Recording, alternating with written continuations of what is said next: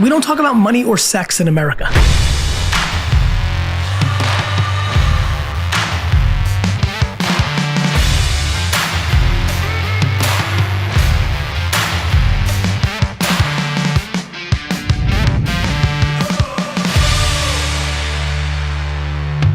Thank you. Thanks for having me. Yeah, no, dude, I'm excited about it because I love the fund game, and it's one of those things as an investor. Me getting started in single family and so forth, like that's where my career, started from. It's the fund is so freaking intriguing to me, how it works, operates. So I got a lot of questions for you. Well, it's not as fun as it sounds, but yeah. I'm ready for them. It does spell fun in it. It also spells F-U. It does spell F-U. That is very true. I've never thought about that, but it does. But look, before we get started, and I want to talk to you about, let's back up a little bit, and I want to talk to you about what was it like kind of growing up, Kellen, right? We all have different backgrounds and stories. Just for the viewers, kind of perspective here, what was it like growing up, Kellen, as a kid?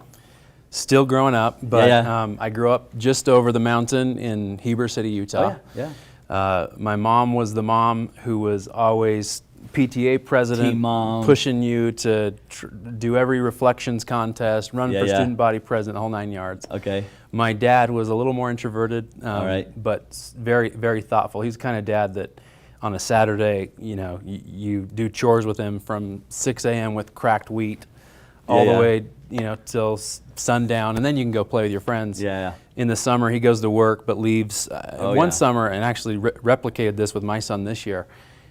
He had me write a page every day on one of the names from We Didn't Start the Fire.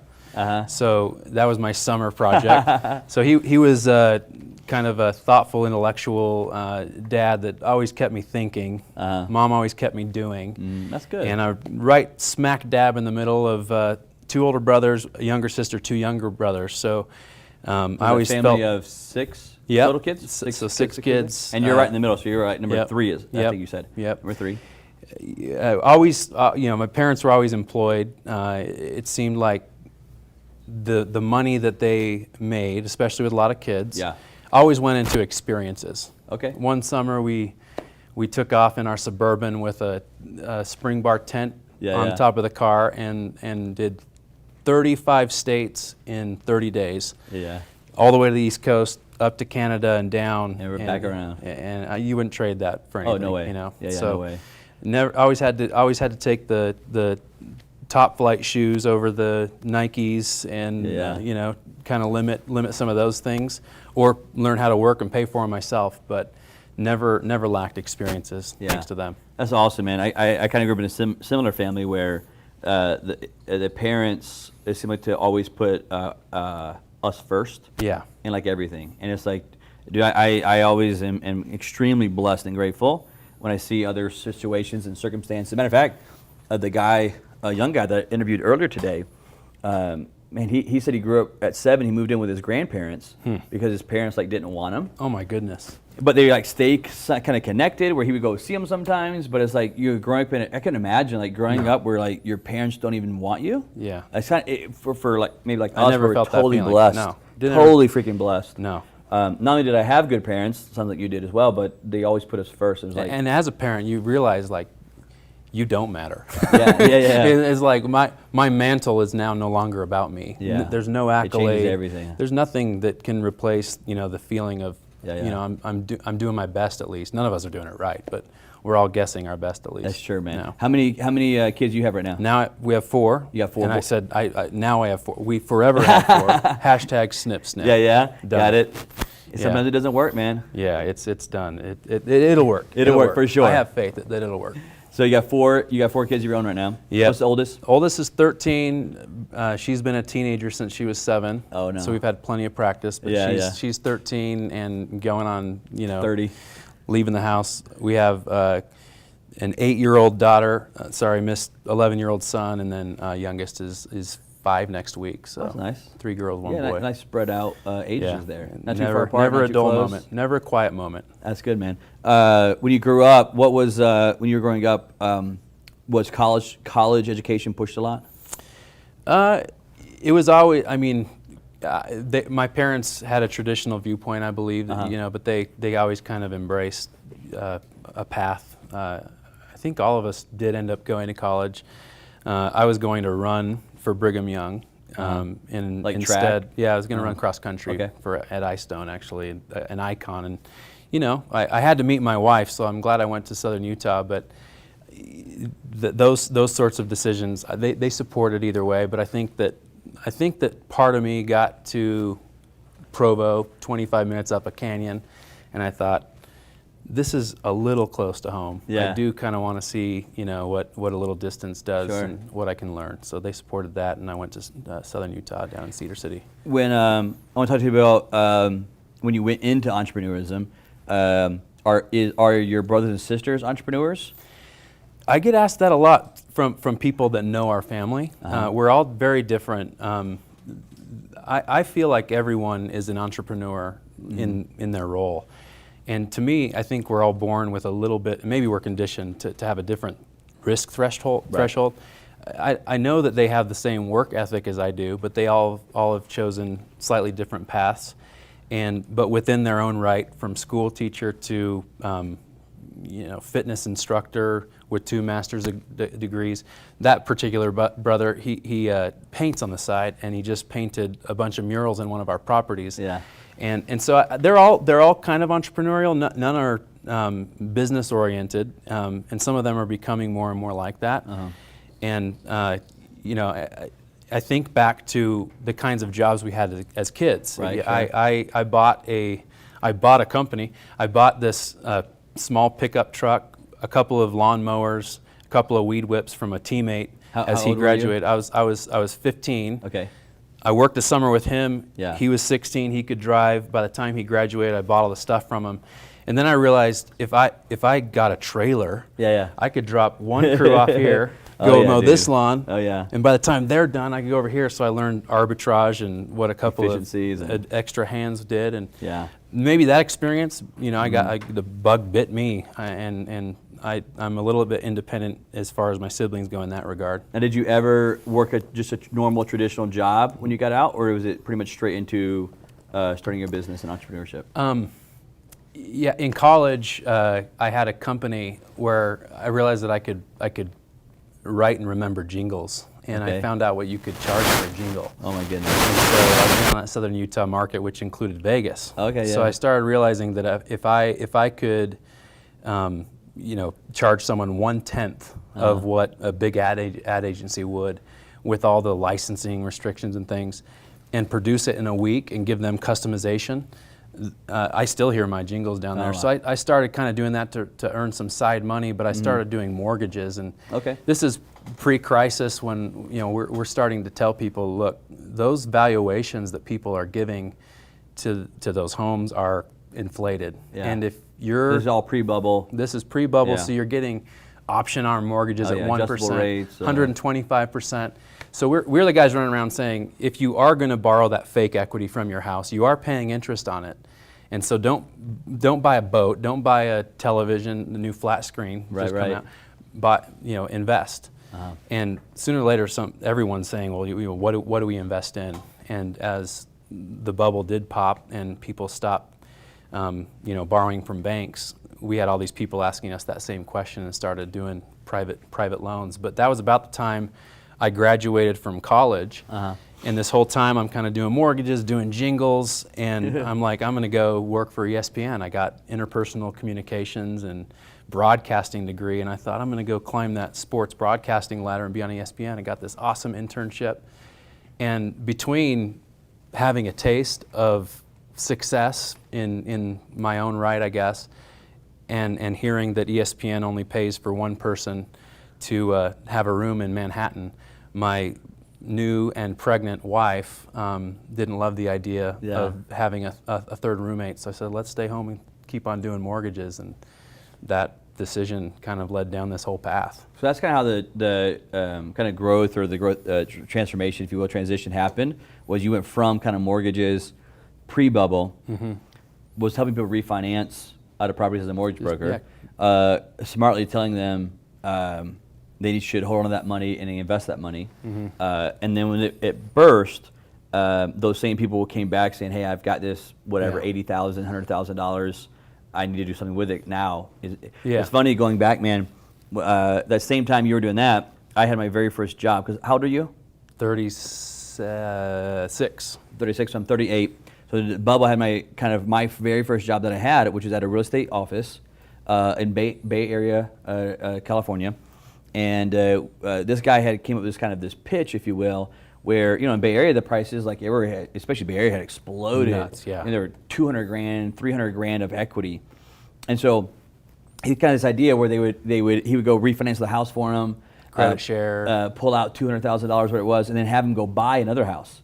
And it was crazy because all he was really getting was his real estate commissions off of it, which he wasn't taking their money, but he was having them buy another house. But what happened was he was refinancing them, putting him from a 30-year fix to an option arms, and then this house. So then they had two houses on option arms, and the rents were upside down on them. But he's like, oh, it's okay because you got 150 grand. so were the values. Yeah. So I remember this is the only time I've ever been fired. I walked in and I'm like, dude, I don't think this is right, bro. Like, I'm just doing basic concepts of what's going on here. And I'm like, I don't think this is going to be sustainable. No. And he had a kind of this, like, I remember he had this kind of pitch, like, oh, well, in 2000.com, they still went up in value. And he had these kind of pitches where it's always going to go up in value. And then sure enough, dude, that crash happened, not sure. And he fired me because we got in kind of like a heated argument. Like, dude, I think you're going to screw a lot of non-investor, not investor savvy, just normal kind of blue collar families that bought 20 years ago there and had all this equity. Yeah. And sure enough, dude, it collapsed like a bat, Well, then you had another decision because in that time frame we were syndicating loans with all those folks. And even that, to me, similar experience I thought with my former partners, I was like, this feels a lot like a security. Yeah. We're not giving investment advice today, but we are kind of saying if you have that cash and it still exists, right, and you're not upside down and you do something with it, do this deal. We're underwriting the deal, we're finding the deal, we're deploying it as one fractionalized deed of trust. So that's what kind of led to this whole fund concept was let's do this the right way. Let's do it the right way. Yeah. And there's no need to kind of sketch this thing out and do it on the back of a napkin, especially getting into securities and that type of stuff because there's so much compliance into it. So this is how you kind of start your fund that you have going on. And now you end up partnering with a guy named Sean. Yeah. How does where does the partnership happen at? So there were several years leading up to my partnership with Sean. I had a former partner. We were kind of founding members, few partners actually. And as we performed well in private capital, the default rates are relatively high, and you underwrite assuming you're going to take a property back. Okay. And if you're me, you hope you never do. And it seemed like a little bit toward the end of my partnership with my former partner that we were getting a little too comfortable owning assets, which took time away from family and focusing on upside through disposition and stabilization, which is not what you sign up for as a lender. You're saying, trust a good real estate entrepreneur that has different credit worthiness than the bank would believe in, but trust that person to go and execute. And so in 2017, Sean was actually, he had founded a fintech company locally, done really well. He grew up in a builder-developer family. We have the funds, all this deal flow, some of the stuff that we wanted to develop directly, and then our software company. And I was kind of like, I need someone that has a real estate background and, not just on lending, but that can be this developer presence, but also that has a software affinity and some software experience. We happened to buy building lots next to each other, and the week that I was kind of having this wrestle and thinking about the pedigree of my future partner, he was kind of working on an exit from his operational role at his fintech company. So we ran into each other, reconnected, and 3 years, almost 4 years now, we've been kind of taking the fund in a different direction. And of course, we've created, our second fund and multiple specific deal-based opportunities as well. I want to ask you about partnerships. Sure. Because obviously, as you know, in business, partnerships are great and partnerships are horrible. They go both ways, right? I've had great ones, I've had bad ones. Yeah. When you look at a partnership, and you have this partnership with Sean now, what what are some of the key elements? Because you said some while ago that he left his operations job. Yeah. And to me, I'm like all visionary with like horrible operational. I'll pretend like I have them, but I don't. Yeah. And I didn't really actually become successful until I realized, just said, okay, forget it, dude. You got to find someone to help you. Yeah. Yeah. And so my question was, leaning into it was like, are you more of a visionary and he's more operational, or how does the dynamic there work? He has some background that predates his fintech days that adds to some of his operational values.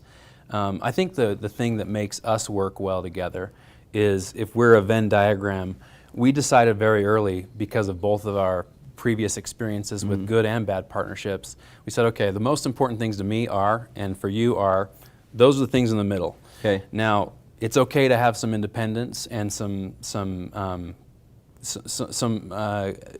values and maybe even disagreements that fit in that independent box, the things that make us great, the things that make him different and great. We are different personalities, we are different leadership types, we are different operators.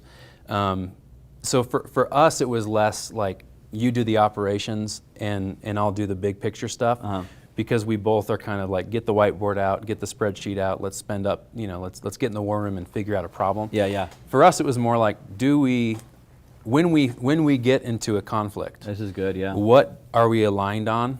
Yeah. Let's make sure that is there, and then the rest, you bring your background, I'll bring our background. We'll divide the duties accordingly to skill set, but let's just make sure that the right things that need aligned on, that people fight about and break up over, that those are in the center together. Yeah, that's I've never heard that perspective before, and it's a really cool one. In my head, make sure I got this kind of drawn out. I'm looking at like kind of two circles that overlap. Yeah. Right. Yep. And in the middle there, you kind of laid out, hey, these are my core values and beliefs. Yeah. That are important to business, whatever it may be. Just like a marriage, you both people in that relationship, you can still have your friends. You can still be independent and have your own ideas, and so you guys let each other have their own independence and disagreements, and that's actually a one value. way, and you can think the other way. But when our kids say, I'm not going to church, or when one comes home and says, I knocked up my girlfriend, what are we going to do? At that moment, where's those core values? Where do we stand? Yeah. That's a cool way, man. I like that. That's a very good insight there. Because partnerships are one of those things that there's tricky. Yeah. And man, you get in some big trouble with partnerships. I was telling a story on another show where I think when someone said something along the lines of, he's like, I think you should spend just as much time looking at a partnership as you should as a marriage. Sure, I agree. And you spend more time with your partner. And that was kind of his argument. He's like, dude, you spend more time with your partner than you may actually end up spending with your wife. And I was thinking about it, dude, and I told it then, I'll tell it now. Because he said sometimes it will actually cost you more having a wrong partner than a wrong wife. I believe it. And for my case, it was true. I actually kind of went through a partnership split up and then a divorce, almost very close to each other. And the business partnership actually cost me more money than the actual, the divorce did through it. So but on the same hand, I love partnerships because if you get a good one, the amount of value that both people bring, or three or four people bring into it, is incredible. Well, and you have, typically in a business, if you are that level of leader, you're both type A to some extent. And even if you have different personalities, I think that so often the type A personality comes with a degree of pride, where you almost have to learn, I was the asshole. I was a little prideful in the situation. And it seems like if you walk into a partnership and say, every day I'm going to remind myself, what can I learn instead of what can I criticize? I think you take away the good and you kind of skirt the bad, and you just maintain alignment on the most important things. I like that viewpoint a lot, man. On a big picture right now, can you give kind of the viewers a little bit of just, maybe they don't even know what a fund is, and they don't know what we're talking about here. Can you kind of give just an overall, maybe 30,000-foot view of what your fund is, what it does, so they can kind of understand a little bit more? Yeah. So we realized when the banks stopped lending money in the financial crisis that not only was there were still a massive amount of deals that were good deals, like bank worthy deals that needed done, but also that capital that we talked about would die on the vine. It wouldn't grow. And it's really, a real estate fund to me is like the American dream, because you have people that they don't fit the credit profile of a bank. Right. So they don't have a place to go and build what they want to build. They don't have a little bridge to get them over this hump because, the bank says, well, a credit score means this or an LTV means that. Private lenders have the autonomy to say, what really matters to a borrower's performance, and is this a good deal? It's an asset-based decision. So we get a bunch of these deals in, and we have that demand, and then over here we have these investors that are used to market type exposure, and they're either working on their own projects and they're tired of the demands of their own real estate investments, or they're just tired of such a large degree of their capital in a volatile market. So they're looking for a high yield but secured asset-backed yield, and it's very symbiotic. So you have our skill set and our staff that comes in and says, okay, we're going to manage this capital and we're going to deploy it into these loans. Originally it was just kind of private bridge loans, and our deal size has gone from a fix and flip single family type investment all the way to $15 million bridge loans. And that it's very satisfying. No day is different, and no day is the same as the next. I mean, because every deal is different. Right. Even if you have a specific box, which to some extent every lender does, whether it's geography or asset class, every single set of circumstances is different. But it's really awesome where a bank wouldn't lend the money.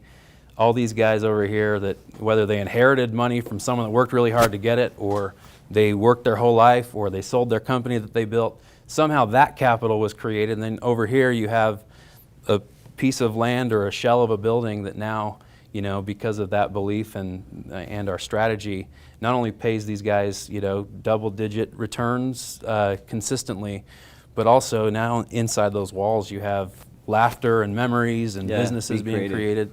So it's our fund really thrives on that ideal that it's not just a good deal for the big bad capitalist. It's a win-win for everyone, because it's a deal that in most cases would never get done otherwise. Yeah.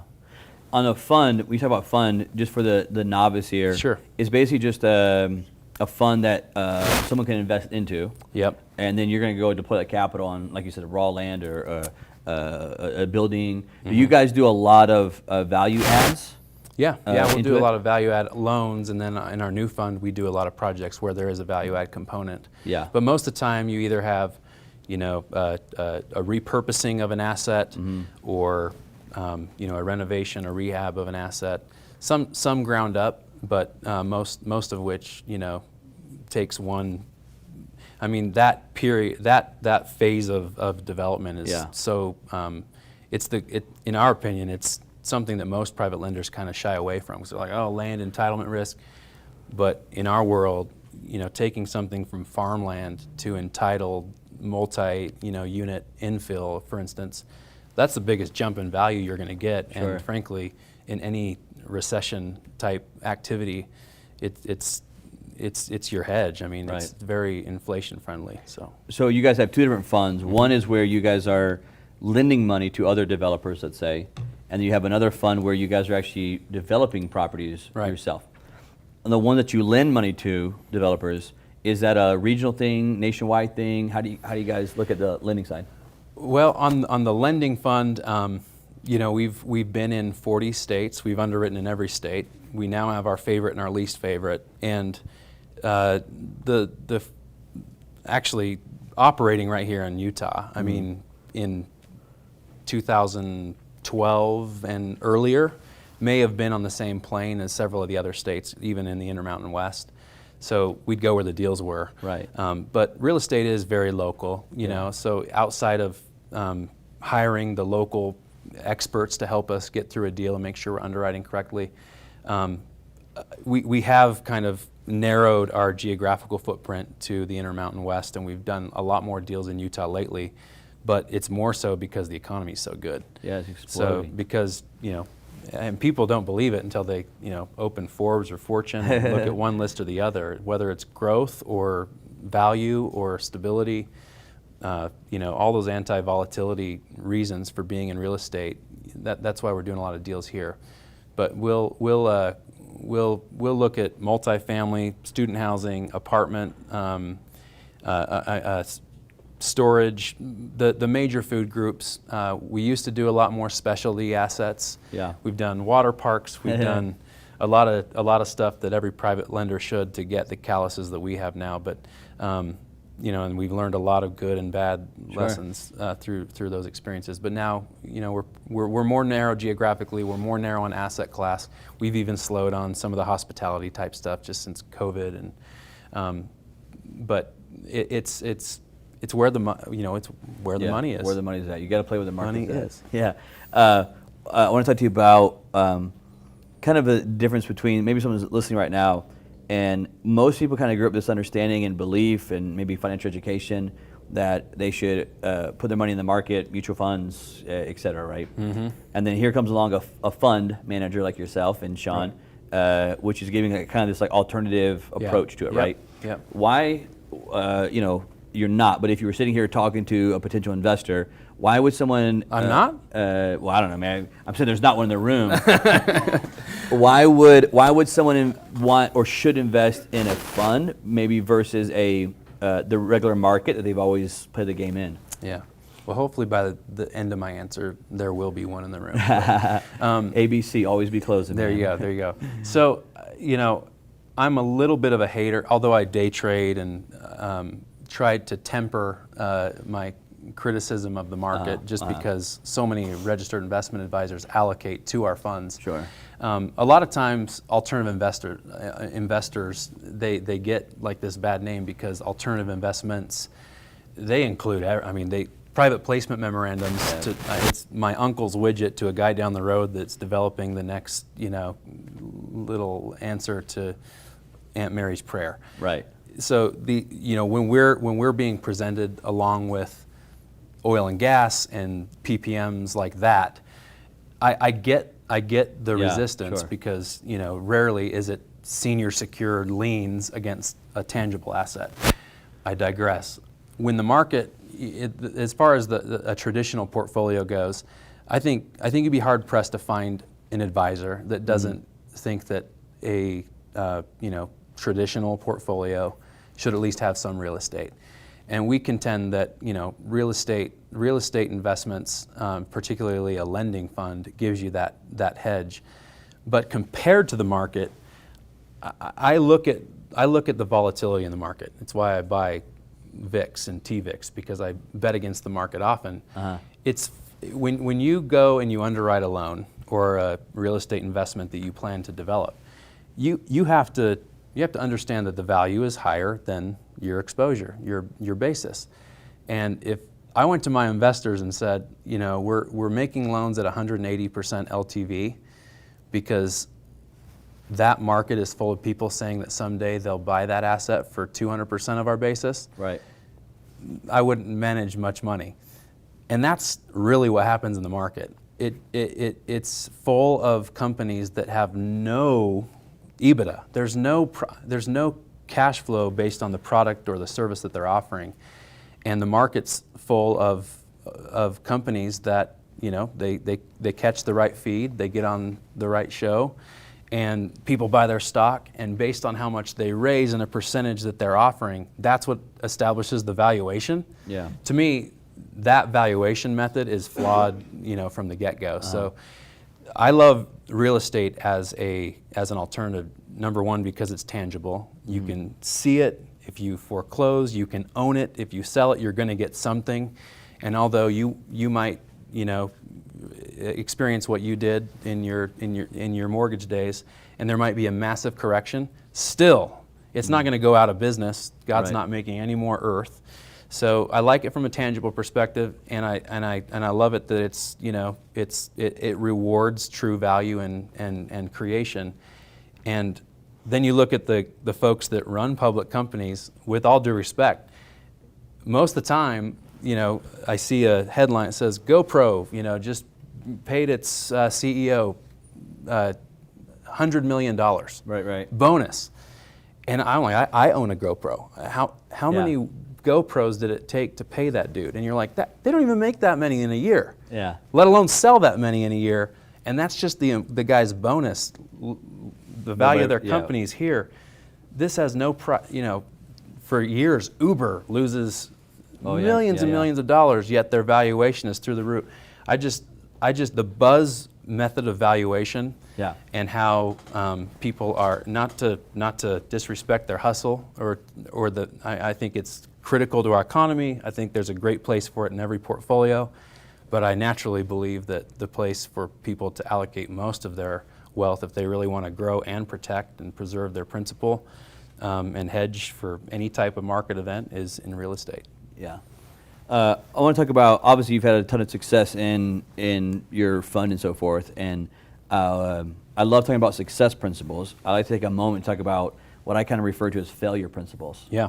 And to me, in entrepreneurship and in business, no matter where you're at, there comes a point where you're going to take a nice kicking in the teeth and take a beating and so forth, right? And there's failure comes in business, and it's part of it, right?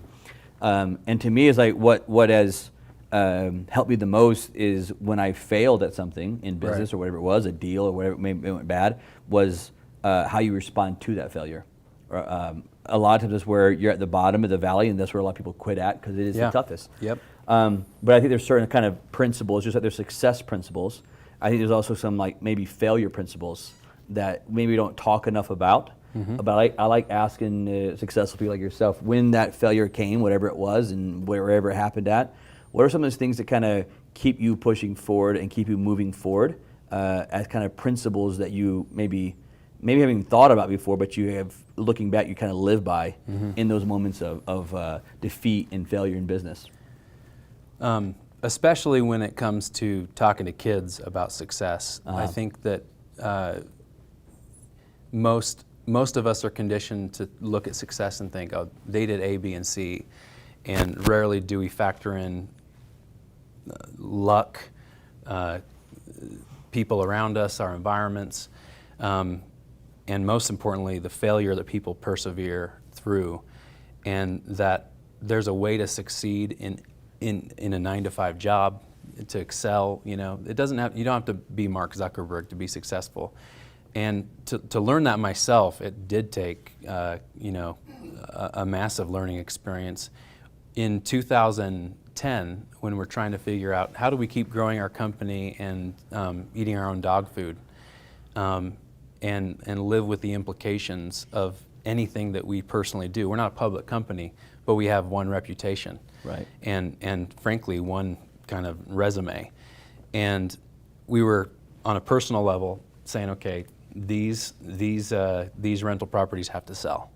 I didn't realize at the time, fortunate to own and let alone multiple rental properties at a young age, but to have to even liquidate those, some at a loss, and then when it came to our primary residence, make a deal with a bank to go to your wife and say, we did a deal here, we did a deal there, but we're gonna have to go find a place to rent. Yeah. That, the correspondence and the leverage of doing what we do when we need to show the borrowers that we're serious when they're in default.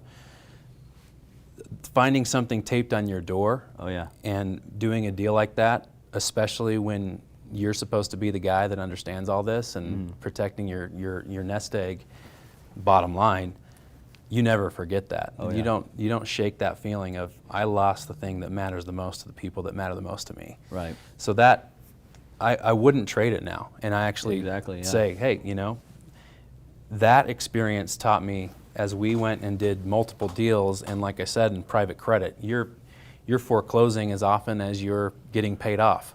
And when you go and do those deals with borrowers, you realize, number one, I need to have some empathy. I need to understand that the person most motivated to do this deal is likely the guy or the gal that brought the deal to us. Right. So how do I enable them without, completely shirking my responsibility to my investors, to give them a shot to succeed? But outside of that, if they don't take that shot, and having to take broken assets, because in private credit, you either get a great borrower that can make anything happen with a bad asset, or a great asset that even if you have a bad borrower, you can do something with. Having that experience and multiple borrowers seeing my own failures and then dozens and dozens of failures across multiple asset classes and how people behave in those circumstances. It's taught me far more than the ones that make a loan. It underwrites exactly the way that it goes. They pay us off, on to the next. Next deal, yeah. For sure. Yeah, it's unique because as you get around successful businesses and entrepreneurs, a lot of times I find that when we get together, or you speak all the time and travel and speak, a lot of times we're really looking back on our failures. And that's actually what we're talking a lot about, or presenting concepts of. Yeah. Because it was in that moment, you didn't actually learn a ton, like you said, when the deal was funded and it closed on time and paid on time, and they sold it in 6 months, you got paid back. It's the ones that we do wrong, we messed up. And I think a great part of entrepreneur business is taking personal responsibility. Of like, hey, the deal went bad. I could blame the borrower. Yeah. I could blame the economy. I could blame the asset. But I think what separates a lot of great business owners is they always come back and look at them. Yeah. And how did they underwrite that? Or in your example here, how did they underwrite it? What were they looking at? Do they need to change the box or where they're at? Right. That's all data. Yeah. That is all. I think of David Nealman, one of the leaders I look up to. When one of his JetBlue planes sat on the tarmac for hours on end and it was a major public relations crisis, most companies, especially today, there's no vulnerability. Right.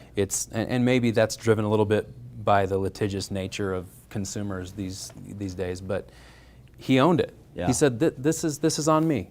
And so often as business leaders, especially when the capital that you raise and retain and the threat of redemptions when you're in an idealistic fund like ours that doesn't have a very long redemption policy and people can call and say, I'd like to redeem, you worry that a bad decision will be judged in a certain way by someone that doesn't have all the context, but you're always better off saying, here are the cards, I'm going to own this, but the good news is all these calluses make us better than anyone at what we do. Sure. We had to learn these lessons the hard way, and you can't replace that. Yeah, I totally agree on that side of it. I want to take a quick little segment here. I'm going to go through some Kellen favorites here. Oh boy. And when I want to jump back, we get off of this, I'm going to go back into a little bit of company culture. And you and Sean, and how you guys kind of build that company culture and different viewpoints and so forth in it. But a couple of favorites here. Number one, you kind of mentioned one right there. Do you have a favorite influencer that you follow or listen or learn from? So I like... And this Robert Reich, who was an economics chair in administrations on both sides of the aisle, he's now a Berkeley professor. He's written books recently, Saving Capitalism. He is kind of he's wired the way I am, and because he has such a following, although he's not your typical TikToker. On multiple platforms, he really puts out some great content, and it helps me because I realize as a fund manager and as a lender, on the lending side, I can't say, well, because you're a Republican or a Democrat or this color or that color or in this neighborhood or that neighborhood even, I can't lend to you. Right. So it helps me understand that there's value in what everyone has. On the management side, I have to not only appeal to, but I have to understand intimately that my investors they come from all walks of life. So I really like Robert Reich from a business perspective. Andrew Cordell puts out some good stuff. Great content, man. All content, brother. It's actually all your content. I'm here just to ask the questions. Oh, thank you. You got it. Are you big on social media? You got a platform you like one or the other? I was more active on Twitter than I am today at Kellen J. On Twitter? Yeah, on Twitter. It's at Kellen J. Yep. I do find a lot of stuff on LinkedIn that. I don't know if is that social media? It's still, It's actually making a massive comeback right now. I think it is. So I do the most there from a business perspective. My mom and my grandmas would be upset if I stopped sharing family pictures on Instagram, so I'm there too. My kids bet me that I couldn't get 2,000 followers on TikTok, so TikTok. So TikTok, yep. The TikTok, the Insta book. No, but so I've got some really funny videos. We had actually Carol Baskin from the Tiger King. Dude, from Tiger King. We had her do like a spot on our new student housing complex, and I put that on my TikTok. I had like hundreds of thousands of views, and so I got a bunch of followers and won my bet. You had like her speak on it or something, or like a Zoom call or something? Yeah, we just had her do a quickie on there. Actually, and she did that same day. She was duped to like do some video for a more nefarious group. So we actually got a lot of pub out of it because she did it for someone else. So I'm engaged, but I'm not putting out the level of content that I probably should be in 2020. So TikTok is just for the kids having fun. Yeah. Business side is a little bit more LinkedIn, probably for you. Yep. Instagram is more for the mom and grandma and so forth. Yep. And Twitter was your old jam. Yeah. That's about all sums it up for you. Yeah. On LinkedIn, do you know what your handle is? We're going to follow you on LinkedIn? It's Kellen Jones 1, I think. Kellen Jones 1. Yep. Out of Utah right now. Yep. Right? Yep. Kellen Jones 1. We'll put it on the screen here for you as well if they have any questions for you. That. For Kellen J1. No, Kellen Jones 1. Kellen J 1. That might be my Venmo though, so you find me on. And you got a favorite holiday, man? You got kids now? I love holidays. Okay, I really holiday do. Guy? I do like I do like all holidays. I like an opportunity to. I think it's because I love getting gifts. So any opportunity where there's a gift involved, I love birthdays. I love my kids' birthdays. I love Christmas. But I think I probably like New Year's Eve the most, actually. Interesting. It's always I'm super sentimental, and I always get a little bit emotional. I'm not like a partier. Right. And probably too reflective of the year. But I'm always looking forward to kind of a clean slate, and maybe because I'm a little bit visual, I'm like, okay. I learned this. I'm going to leave that there, and I'm going to move over here. Yeah, I love the New Year's time because I'm such a, like you said, visual person. It's like something about it that I'm going to take that time to reflect back, count my wins, count my losses, learn from them, talk about them, like process it to a certain time, and then I have maybe this unique ability to leave it in the past. We should have a June 1st, a July 1st one then too. Yeah, and then you move forward for the new year. You know what I mean? Because nothing I can do. The past is there, and then you have this new slate of moving forward, man. So I do love New Year's. Yeah, I like that. You got a favorite Christmas movie? I love I love Home Alone, but I love It's a Wonderful Life. But I think I'd have to go with Elf. Oh yeah, the new with Will Ferrell. Yeah. So that was immediately a classic Christmas movie. Like year one, it was classic. It's like he's made for that. Oh dude, role. He absolutely crushed that role as Elf, man. A crazy one that I love. I don't think anybody's picked it, but I enjoy it so much. Is you ever watch Fred Claus? Yeah. With the tall guy from Chicago. Yeah. Vince Vaughn. Yep, Vince Vaughn. Exactly. Dude, that is a good one. That's a unique Christmas one. Didn't come to mind, but that is a good one. That a lot of people overlook that I enjoy. But yeah, Elf is a freaking all time classic. Eating the bubble gum off of the New York City handrails. The first time I heard it in the back seat of the car, and I'm hearing all the jokes. My kids aren't laughing, but I'm just laughing. It was so funny. I had to watch it multiple times after that. That's a good one, man. Let's move. I want to talk to you about kind of company culture here. And how you guys, I'm a big component of company culture, and kind of that how it influences those around you and so forth. Sure. You and your partner Sean have unique differences, and like you talked about earlier, unities as well. Yeah. With your company there, which I think is unique because a lot of companies, I think, as leadership, they don't have independent kind of roles and differences. What are some of the key principles that you guys try to instill with company culture, even though being different and unified at the same time?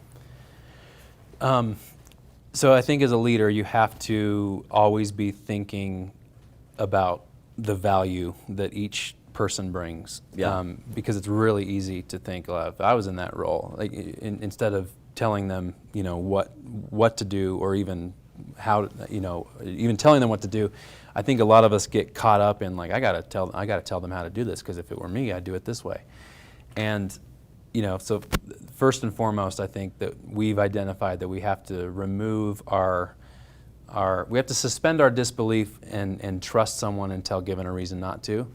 And obviously turnover is really hard, but we've learned together and relearned the lesson that you gotta take your time on the hiring side, and you've got to really make a move quickly if it's not right. Yeah. But then once they're in, we do have different styles. His is far more Jack Welch, okay. GE. You're either in or you're out, and turnovers kind of a factor. And I respect it because it's very solutions oriented. Right. There isn't a lot of time for hey, could you improve on this? I try to bring to our leadership style something to where we think more about how people learn and how they communicate rather than what we need to be telling them, and to realize that we have our exclamation points that are going to need just the bullet points, and they want to be out talking near the water cooler all day, but they're going to get stuff done because they stay up till 4 a.m. Right. And we have to trust that. Then we've got our light bulbs, who are, we don't need in every meeting, but we do need them. Pull them aside. Here's a challenge. What are your thoughts? Get their perspective. We have our, engineering-minded, Swiss Army knives that are kind of, tactical. And there's a lot of ways to solve this problem. And then we've got our kind of chess pieces. And so often we talk to everyone like we want to be talked to. And I think from a cultural perspective, one of the challenges Sean and I have is because we are aligned in our goals, and we're both so operational in the trenches every day, we're like right alongside our people. I think a lot of times the accountability and the lines of reporting get clouded. Sure. And neither of us like own the role and say, I'm the boss and I'll report to you on this, and that's what we're working every day to address. We're always trying to figure out how do we maintain that autonomy and that culture, but make sure that that's not confused with there is no accountability. You don't have someone to report to. This is not about the numbers and solutions. So that's our balancing act. We try to keep it light, have a lot of levity in our office, and obviously it's been extremely challenging during COVID because whether political, health related, someone has a different experience with a family member than someone else. It's odd that something as small as masks in 2020 are so politicized, but this has brought a whole new set of circumstances to learn from. We're trying to maintain our identity through it. Yeah, there was no playbook for how to lead and manage through COVID that existed. Like you said, a very small nominal thing of a mask became so almost of a tipping point in different people and how they view it and so forth. And liability in some ways. Yeah, a lot of liability in businesses and so forth. Very unique how COVID has challenged so many leaders. And it's also unique, I think, stepping back and kind of watching leaders change and develop. I love studying leaders, and it's one of the reasons I love doing the show, because I get so much insight on, I sit here all day long and interview successful people, and I always learn stuff. Like I love this idea you did on the partnership side of stuff, but it's nice looking back on COVID and kind of watching the leaders and how they change and adjust and adapt. On that note, obviously we're kind of in a year of election season. Yeah. And I've heard. It's like there's no way not to hear. And it's such a unique time, like almost in America. Yeah. That and maybe every group of people say that in their Every election time, cycle, right? I don't know. But I think about it from the investment side, not so much the political side, but from the investment side. Yeah. I'm an investor, you're an investor, right? And we have these to a certain degree, maybe two fighting, not so much on the political Democrat Republican, but ideologies of socialism and capitalism, right? Yeah. But specifically, let's talk about the election coming up. Do you think if one side wins or the other side, if Biden wins, as an investor, is there certain things that you would look to make changes, adjustments on? And maybe I'm not even saying maybe your company, but just in general as an investor. And if Trump wins, there are certain things that you would look and say, hey, if Trump wins, I would look at investments this way or that way, from tax policies, and without getting into all the details of it, but would you make any shifts if you were looking out down the road or pay attention more? I think the greatest threat to our investments in our portfolio from a political perspective is not really either whether tax policy is reversed to some extent or some of the Obama era policies take effect again. I'm actually more fearful just on a personal level as an investor as to what the reaction is to, not the market's reaction, but the people's reaction. I gotcha. Because it seems like both bases are so charged right now. Yeah. And there is a maybe a rational fear, but a fear nonetheless that either side, especially if it's a close election, will be so contested that not just because there's this massive amount of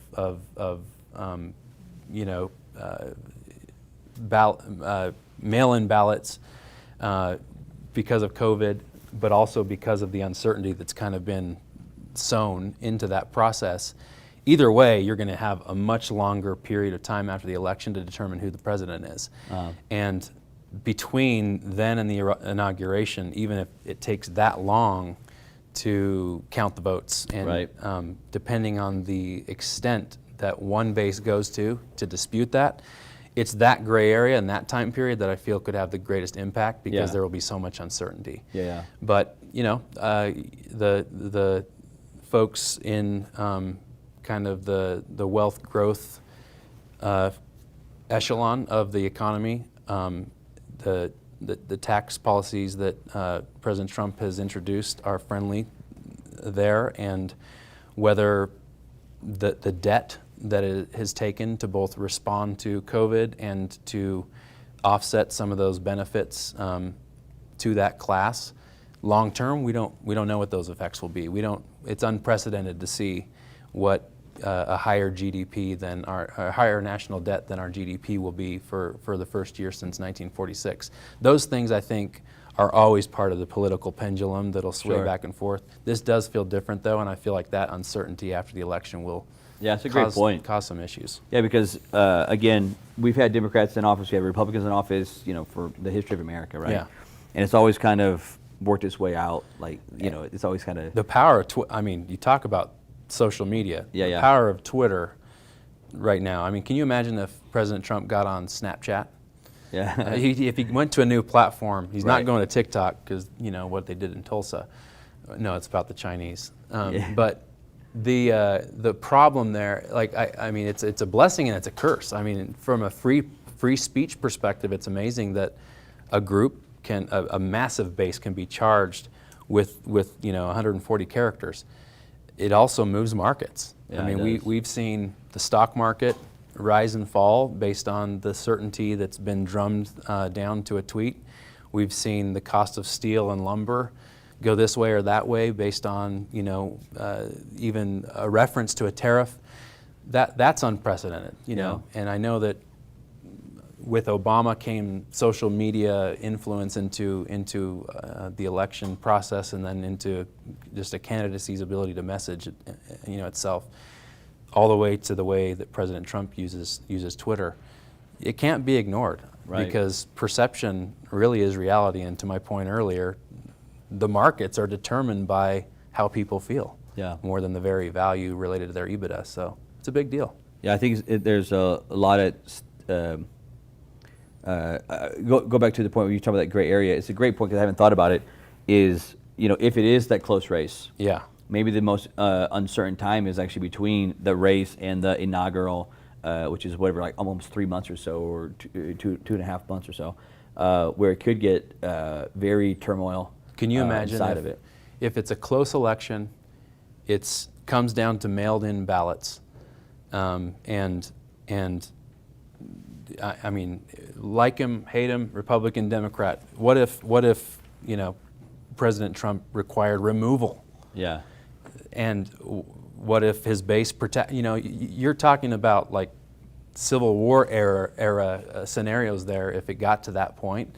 So I'm not dismissing those things as a reality in 2020. And I hope that that's not the way that it goes, and that there's a peaceful transition that we've always relied on. Just like I hope that we'll all be able to vote and say our piece, and that won't be inhibited in any way. But it's a different cycle this time around. Yeah, and then just recently, obviously, you have on top of that, now you have the Supreme Court being added to this. Oh, right? yeah. Which I wake up every day and read some of the articles. I'm like, my God, this is just like pouring jet fuel. Oh, yeah. On the process, right? It's so complicated already, and now. Yeah, it was already like so. It kind of feels like you're like almost running at boiling temperatures on both sides, right? On both sides. And then this. And then you add this into it. It's like, oh my God, could this get any more heated in this moment as it plays out, right? And I was reading, I think it was today, where they said, I think it was this morning, where they came out and said that Republicans have enough votes to seal the deal. Yeah. And they will. And it's like it's so unique because I'm conservative, but I also like I have these like two different sides of the viewpoint. Like I try not to be like one side or the other. I try to literally find the truth of the subject. Yeah. And let that be my guiding light kind of through it. And I look at it from both sides and think about, well, I understand why we're doing, like why the Republicans would want to do it. Makes all the, if I was in that boat, like that makes logical sense. But then I also go back to 2016 when it happened to Obama and how the Republicans blocked it for what was it, like 8 months Garland, or something, right? Yeah, 11 months. 11 months. They sat there and blocked it. Yeah. And then now they're turning around and they're pushing it through in 44 days or something. They're going to try to push this thing through. And Garland was relatively bipartisan. Yeah, I mean, it was a smart. I think it was a little bit of a political move on Obama's part. Not that it was bad, but he brought out because he was trying to push hey, look, this is a moderate conservative in the middle. He could go either way for both parties. Yeah. That was kind of the guy that he put out there, right? It wasn't like a hyper liberal, that he put out there. And I don't think they even had a hearing. If my memory serves right, they didn't have a hearing on it. And now they're trying to push it through in 44 days or whatever it is. And I think again it just adds so much jet fuel. To your point, I mean, I heard Mitt Romney in his defense of participating in the vote. He said the rule is the Constitution says that if you control the Senate, you vote. If a president nominates a Supreme Court justice, and that's the rule. So that's what I'm going to do. And we've seen him in a circumstance that wasn't politically convenient descend. Yeah. So I can respect that, and I understand that viewpoint. And it's a shame that, frankly, in a non-election year, that the sides don't get together and say, you know what, before this happens again, either side, let's just make it. Let's pass an amendment that says, here are the rules of engagement. Yeah. And then both sides live with it. And like you say, where I can understand that, we elect people to go and make that decision for us, and it's an important one. If we could just remove the, hypocrisy on both sides, it would be a lot more productive, I think. Yeah, because then it goes to the next step where this is where, to me, it gets in that unique gray area, right? Because both sides are just so polarized and pushing so much, right? Exactly. And it's now it's okay, if you guys push the nominee through, obviously, okay, we could do that. In return, as soon as we get the Congress and Senate, then we're going to just up the ante and up the judges. Yeah. And it's man, how far are we going to go? So what happens the next time around? You know what I mean? And there's no it's like they can't find some common ground. The scary thing is stand on right now. We could face a constitutional crisis at the end of this election. Yeah. People say, oh, we're 44 days till an election. No, we're in an election. 30 to 40% of America has voted already. Yeah. So that's the end of the election, and who knows how long it'll take to decide who the president is. And the fallout could really be a constitutional issue. And if it is, and this is the environment, and the deciding factor comes down to whom just got nominated and rushed through, it could cause major fissures in an already polarized country. What I think they should do is find the most left-leaning woman minority candidate and put her forward and see what the left says. We'll see how serious. See if they vote that time or not, just to play the game with them. Dude, it's a unique time. And the only reason I always look at it is because of how much it affects investing, how much it affects the economy, the good, the bad, the ugly of it. And there's so much of it that actually ties into it. And it puts us in a unique time period right now as we're going through it. As an investor, going back to the investment side of it, a lot of times the investors that invest, and I interview them all the time, they tend to only want to invest in red states. for as a broad stroke, let's say. And the kind of their reason behind it is they look at it from a landlord-friendly kind of viewpoint, right? Yeah. You of course invest. You have lent all over basically the country, right? Yeah. Do you see a big difference between investing, lending, blue state, red state? Is there a big difference there? But as far as our investment decisions, number one, it's an advantage of real estate in general, because I feel like if we go to the worst times and the most impactful moments in American history to real estate values, those values still exist. Right. I mean, even if they fall 20 or 30%, we're underwriting our loans and our deals at a 60 to 70% basis. Right, right. And we're not deploying all of our capital, so we're maintaining some liquidity. And if there is an inflation period, we want all that land. We want that to grow right back, because it's going to be a great return. The market, I can't say the same thing for. But as far as geographically what we see, something I had to learn is all of the underwriting that we do. I mean, and like I said, I'd like to think that we are more sophisticated about what parts of credit matter to our strategy, and determine whether a loan is a high enough quality to perform well and pay us off than what a bank would typically look at. Like, here's our box, do you fit, yes or no, pass or go. And one of the things that fits in our box is municipal risk. Oh yeah. We didn't realize when we made a loan in Memphis on a multifamily property that was vacant, that when the borrower defrauded us and we ended up with the property, that there's an environmental court that was pioneered in Memphis, Tennessee, that outsiders are viewed as these guys that come in and make bets on low income housing, and when it doesn't work out, they walk away. And these environmental issues that fester negatively impact their community. I don't hate the city of Memphis or the environmental court. In fact, Judge Potter, the Honorable Judge Potter, that was the pioneer of this whole thing, we became close. But it was a challenge to learn that's not even something that hits an underwriting box. Connecticut, there are different issues there. In Chicago, on the south side of Chicago, and in a state where I'm, moderate to left leaning, and with a kind of a socially liberal view on the world, but always looking at capitalism as, okay, here's its place for that. Not to feed into the narrative about Chicago, but on the south side we made several loans. Many of them worked out. One we end up with, and the poor borrower, he's paying us a payment, although he finds out that all the income going into the management account his manager is pilfering. Yeah. He's not making utility payments, so the utility company doesn't come to us, doesn't come to him, but takes a call from a tenant that says, my child is taking a cold bath, or we don't have heat. And I was there that day. This news crew shows up. Oh man. And this gal says, here's my circumstance. I turn to the borrower and I say, do you know this tenant? He says, she hasn't paid us in a year and I can't evict her. And I said, okay, well, let's see how this goes.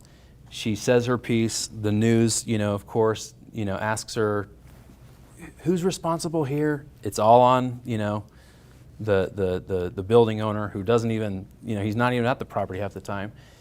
And she went and drove off in a relatively nice car.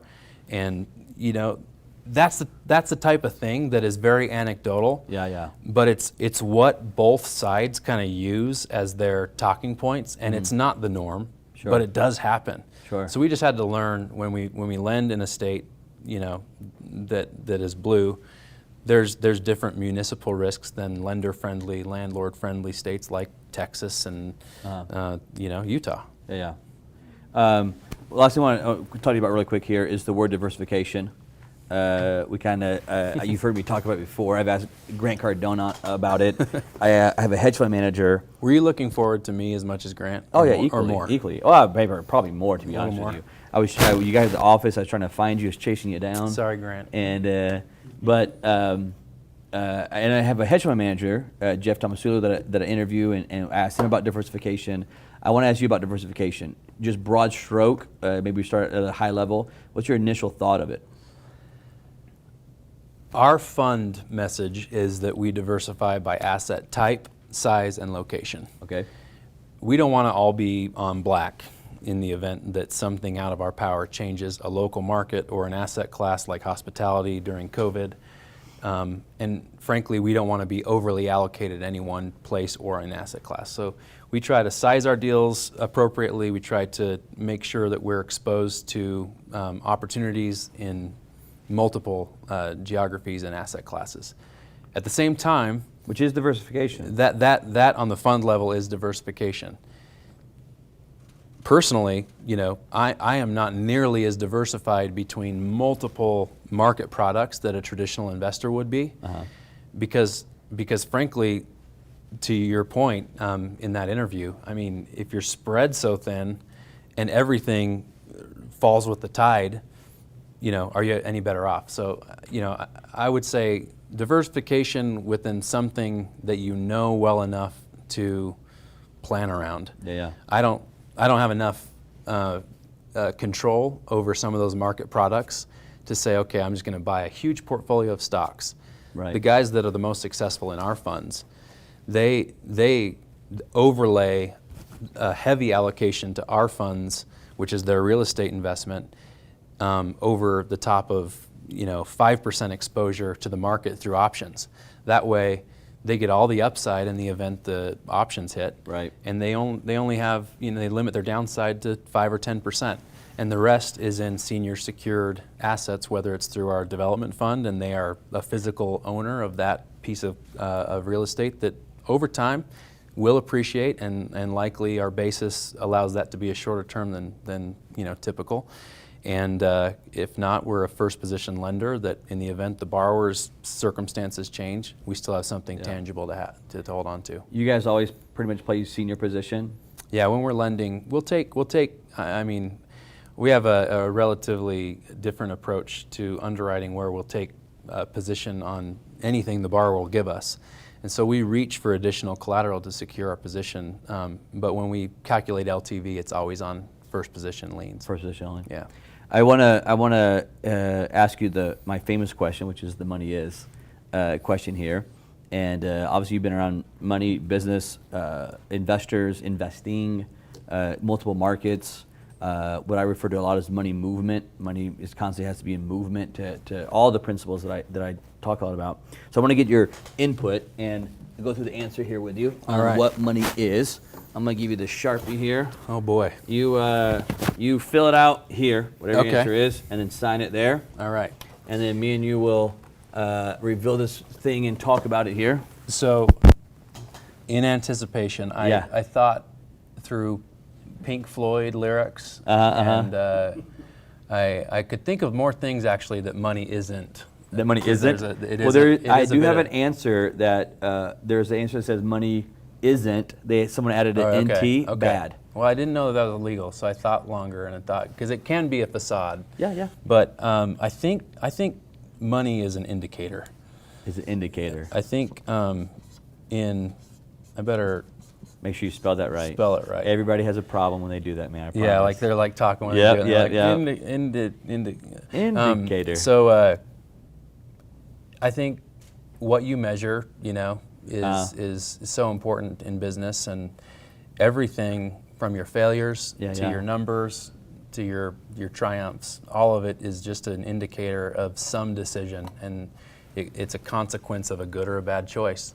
Yeah. Whether it's to hire someone or to engage on a deal or to, choose a different career path, choose a different spouse. The tangible dollars at the end of the day, it's not everything, but at least it will indicate. It's one of those really powerful indicators of where you come. Yeah, one of those kind of a beacon of lights, if you will, that you can use as an indicating mark of where you're at with stuff. It's unique because it's the very first time anyone's given me the answer indicator. So every time I do it, I'm hoping and praying that every answer is a little bit different in it, so that my wall doesn't say freedom 352 times. as money is freedom. Yeah. And that's the first time anybody has said the word indicator. I think it can be that. On it, man. So that's a very, very unique word. Because you can use it in so many areas, right? Hiring, firing, like you said, relationships. It kind of is a little bit of a 8-ball. Once you have, I think you think about it until you get it. Yeah. And then you're like, now I have it. It's not doing exactly what I thought it would do. Right. It's not the evil some people warn me of. It's not the freedom without implication that other people suggest that it is, without continued work, principle preservation. It can be fuel, it can be fire, but to me it's just a big indicator. Man. I'm going to give you the floor here, and give me Sharpie back, yes, and sir. give me this. I'm going to give you the floor here for a second, and just talk to the investors, entrepreneurs, business owners watching. Those are kind of final words of advice you'd give them. As things go on outside of political implications, the innovation is so important. Yeah. Data is powerful. Technology can be an incredible tool. But I think with that, a lot of investors, and especially managers of capital, put so much emphasis on those things that the impulse, the gut, the human element is a bit, it's falling by the wayside. So I would say whether you're managing a business, managing capital, which are sacred funds to people that they worked a lifetime to accumulate, and is quite the weight of that is very powerful. Or you're just looking at investing your own money. Don't overlook your impulse. Yeah. Don't overlook your gut, because your experiences have taught you something, whether it was because you joined Amway at the wrong time or you lost as much as some of us in 2008 through 2010 and learned those experiences. Learn from those experiences and integrate all that impulse and gut every time you make a good decision. A decision, and hopefully it's a good one because of what you've learned. And that is absolutely great advice, because at some point we get so much data, so much information, so many talking points, about it, so many input from every different leader that we study out there. And at the end of the day, though, you're right, man. There is a gut feeling that humans have, and not just in business. This is in like all different animals. Parts. It's like there's a gut feeling there. And I think sometimes in business we can really overcomplicate a topic because there's so much data now we can get a hold of. Right? There's so many points, indicators that we can go through. You got it. That we forget probably the biggest indicator, which is what is that gut telling you? What's that heart telling you right now? Exactly. To go do. And every business owner that I've ever met that's successful uses that gut feeling to a certain degree, to a certain extent. They're always using it, and they're kind of betting on themselves. And I say this, it seems like I say it 100 times. If you're not willing to bet on yourself, man, who is going to bet on you? Exactly. So many people. And you see it both sides. You see people that are like, we're all about the data, or you see people that are like, I'm an expert and never done anything. Find that balance. Yeah, man, great advice, man. Kellen, it's been great having the show. Thank you so much. One more thing I want to talk to you about that I just didn't ask you was your website for the fund. I know it's at the bottom of the screen, but make sure we get the right one. What if anyone wanted to go learn more about your fund? What opportunities you have available? Where do they go? A former partner lived in Cache County with an ACHE, so that's why we were CPC Diversified Fund on our debt side. We're moving everything to the Prospera brand. We'd say cash to people, and they'd be like, "Oh, you cash fund? Like how original?" Or they'd say cache, or "Oh, you computer cache? Or you technology?" So we're moving everything to Prospera, which is the name of our growth fund, and will be the name of our debt fund. So Prospera.fund, exactly how it sounds: Prospera.fund. .a. And then it's .fund. I mean, not .a, but A on the end of it, and then fund right there. So you guys are going through like a rebranding, renaming. We kind of came out with we kind of. It is a cool name though. We had, and we have technology. We have a bunch of different products, so we couldn't stick with the long name that spoke to our roots. No, that's a good, man. So if you guys want more information, make sure you check it out. And follow him on LinkedIn. That's your jam over on LinkedIn. And of course, don't forget his TikTok as well. Dad Jones. The dad jokes and the fun side there. Hope you guys enjoy the show. We'll see you next week on the Money Is Show. you.